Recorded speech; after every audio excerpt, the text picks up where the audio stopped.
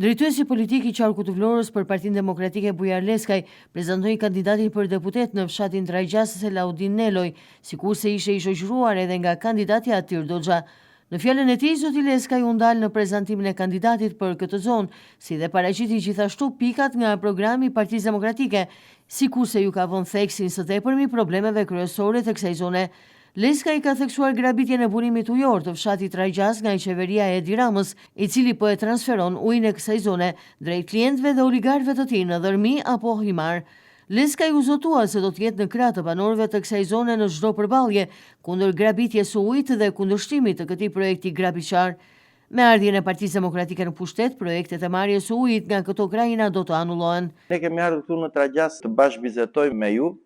Kemi ardhur në një moment që është disi i vështirë për Trajgjasin në raportet që ka krijuar me pushtetin aktual, po kurse si se ne duam të abuzojmë me këtë raport të vështirë që ka Trajgjasi sot me qeverinë, apo me këtë veprim arbitrar, me këtë veprim korruptiv, me këtë veprim grabitçar që sekti Rama dhe qeveria do të kryejnë ndaj jush. Në rast se kjo për fat të keq do realizohet, do jetë grabitja e shekullit që i bëhet të Trajgjasit, marrja e ujit, grabitja e ujit, përcjellja e ujit për oligarkët në Himar, do jetë një veprim me pasoja të rënda në zhvillimin ekonomik të zonës, në zhvillimin e turizmit, por dhe në gjithatë biodiversitetin, në këtë mrekulli që natyra i ka dhënë Trajgjasit.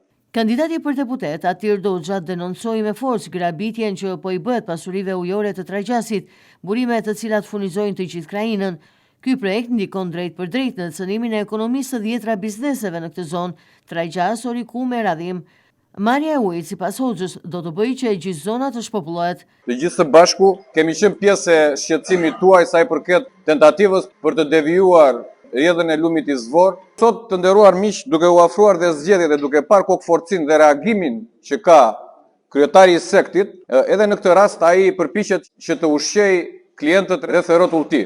Dhe ai ujë që tentohet të devijohet nga këtu duhet të shkojë sipas mendësisë së Ramës edhe të këtyre njerëzve që janë rreth rrotull të tij te disa klientë të cilët kanë tuar disa resorte apo vila në Bregdet. Kandidati për deputet në këtë zonë, Selaudin Neloj, falenderoi të gjithë ata që e besuan të ishte pjesë e kësaj liste, duke e premtuar se gatishmëria afër halleve apo problemeve të zonës do të jetë maksimale nga ana e tij. Ai gjithashtu citoi pika nga programi i Partisë Demokratike për bujqësinë, program që ka në qendër qytetarin, fermerin dhe individin. Unë jam i privilegjuar se jam caktuar kandidat nga Partia Demokratike për përfaqësuesi i krajinës tonë. Do mundohemi që të bëjmë maksimalen bashkë me ju, arrihet fitoria që të gjithë bashkë të punojmë që të mundim të arrijmë sa më shumë dhe të dalim fitimtar. Kërkojmë të marrim pushtetin që ta çojmë Shqipërinë në rrugë të mbarë.